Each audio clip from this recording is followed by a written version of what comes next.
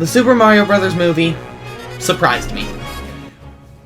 Hey look, your obligatory review of the Mario movie from a Nintendo content creator. Who would have thought? Either way, let's jump straight into the video. Also known as the section people will usually use to complain about the voice actors. So first up is Chris Pratt as Mario. And, yeah, no, still don't like it. And I have come around on recasting Charles Martinet. Not because I think it's a good idea, but because his voice would definitely get annoying in a 90-minute film. But Chris Pratt was still not the right choice. No matter what, he just doesn't have that enthusiasm Mario should have.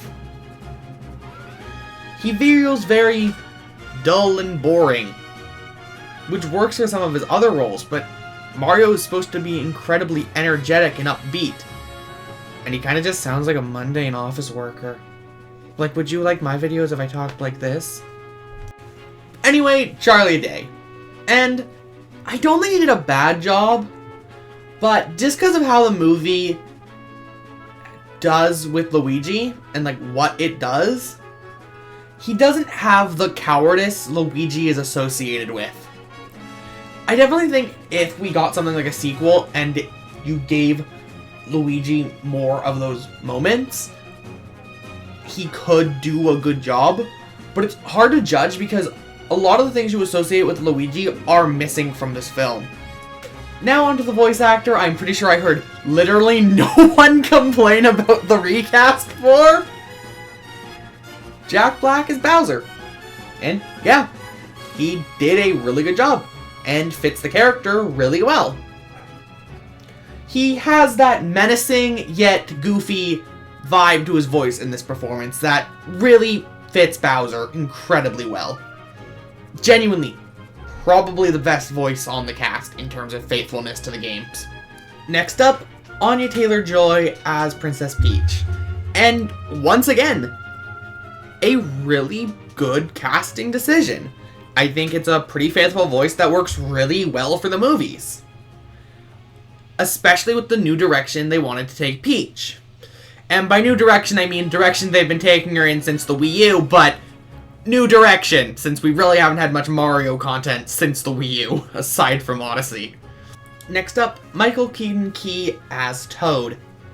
And honestly, again, a really good job. I'm sure you're noticing a pattern. But it has just enough of that, like, throat paining screeching that Toad's voice has, but not enough of it where it's annoying. So it's like the perfect balance for a film where he is one of the main characters. Because let's be honest, I don't think anyone would want to watch this. I'm Mario! God, you don't know how many times I've had to hear that in editing. My ears hurt. But either way, Seth Rogen as Donkey Kong. And, yeah, I don't like it. I honestly think it is the worst cast in the decision. Because, God, he just sounds like an annoying teenager. And I see enough annoying teenagers in the mirror. Animation. Honestly, really bouncy and bubbly. The texture work is great, and I know it's technically not animation, but it's visuals, and it's easier just to call this section animation instead of graphics and how the movie looks. But honestly, it looks pretty good, especially considering we're talking about Illumination here, a company whose literal motto is spend as little money on a project as humanly possible to make it. So, you know, really good. Like, visually, did a great job. Really happy with it. Because it was good to look at. There wasn't really anything I was like, And the parts that don't look the best, I'm pretty sure are supposed to look horrible. Like the ad. Which is a trailer, I'd show it, but copyright is annoying, and I don't feel like doing it to show you a clip of the Super Mario Bros. Super Show theme song. Because yeah, we'll get to that in a minute. Genuinely, like, the scenes with action, especially the parkour stuff, looks really smooth and really solid, with a lot of bubbly and bouncy animation to it, which obviously something like Mario being bubbly and bouncy is a good thing. Genuinely, the film looks really good visually. It's nothing amazing, but genuinely, there was actually a lot of time and effort put into it, and it shows, which is weird. I had very little faith in Illumination, I'll be honest. Now time for the soundtrack and score. And genuinely, I really like it.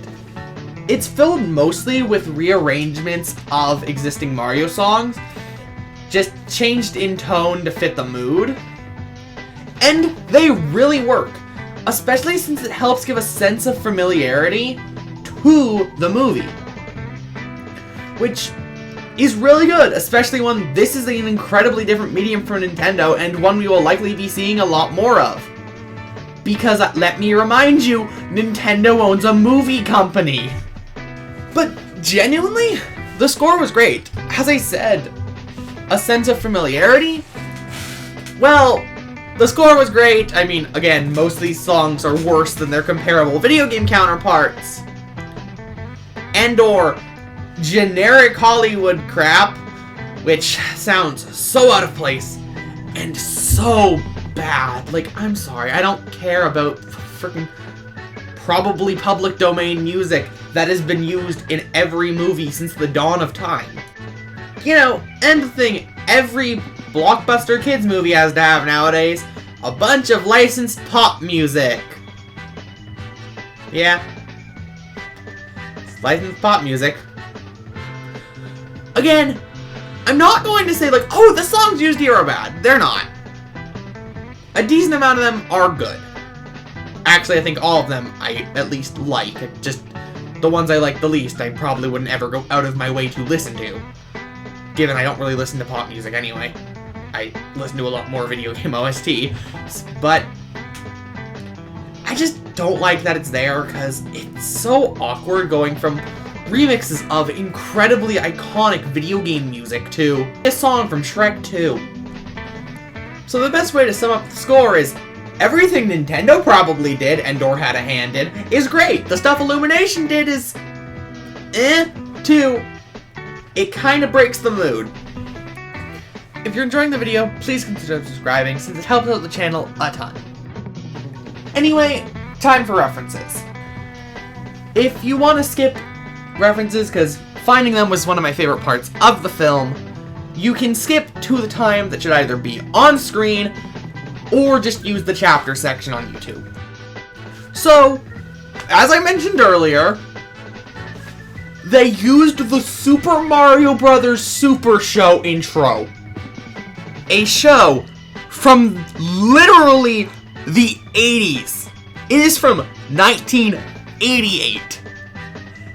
And I can almost guarantee you, the vast, and I mean vast majority of people who watch this film will have no clue what this is. Or think it was something the movie made up itself. But either way, it is integrated into the movie so seamlessly that it doesn't feel like, oh, we just put a reference into the Super Show because we can. It's there. The scene would still work if they composed an original song for that scene instead of using the Super Show intro. Which is great. They did references really well in this film. Because a lot of them are scenes that would still work if you didn't have the reference in it or you didn't get the reference. Which is probably one of the best ways to do references. Making it so you don't need to get the reference to get the scene and still enjoy it, but you get a little bit extra out of it if you know what it's referring to. Also, Mario's a Kid Icarus fan. Yes! I was so surprised to see that. Like, I would be expecting, like, you know, the original Mario, the original Zelda, basically any first-party Nintendo game from that era. Just not Kid Icarus. A franchise that Nintendo didn't release the second game in Japan to. A franchise where the third game is known for having horrible controls and is stuck on the 3DS despite people asking for a Switch port for years, similar to Xenoblade X. And the first game. Seemingly the only one Nintendo seems to care about for some reason. For clarification, I love the Kid Icarus series. Uprising is such an amazing game. And I would love a Switch port that fixes the control issues. Because the controls do suck. Aside from that, the game's great. It's hilarious, and I highly recommend it if you can get past the frankly atrocious controls. So, seeing that made me super excited. I was probably the only person who cared that Pit was in the film. But Pit is in the Mario movie! Genuinely, there are so many references that made me smile, and they're easily the favorite part of the movie for me. I would love to see, once the film gets released on something like digital or streaming, someone just make a list of every single reference in the film. Because I would love to see that and see how many I ended up catching in my thing. It's going to be hard to do that when you can't pause and analyze literally every frame of a video. Seriously, people do that for movie references. It's ridiculous. But I appreciate it because it makes a really interesting hour-long video. Alright, on to the Super Mario movie story. Once again, there will be a spoiler timestamp thing on screen if you want to skip to my final verdict. And, well, frankly, the story is fine. It's just a fun little adventure movie.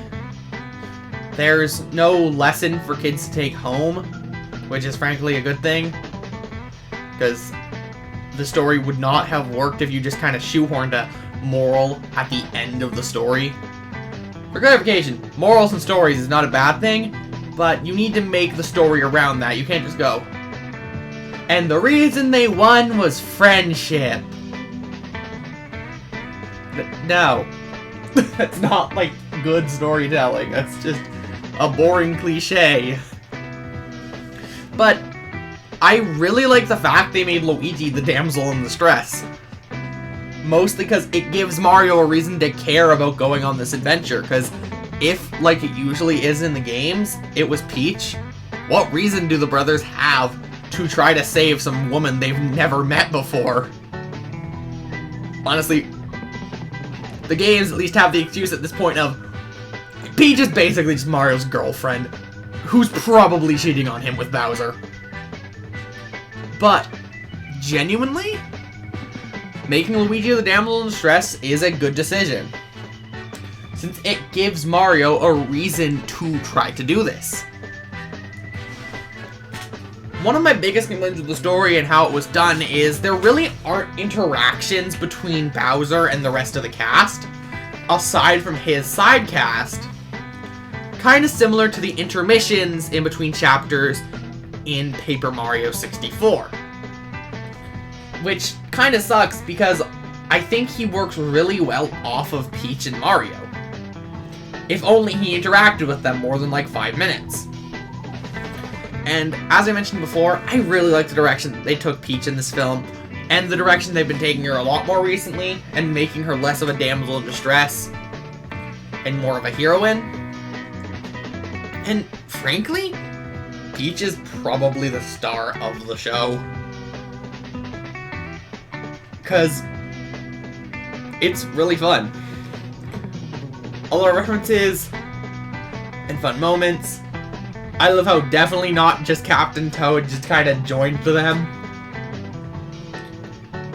And again, it's a fun story. That is basically a weird parallel to Mario Odyssey specifically, because Bowser's goal is marrying Peach.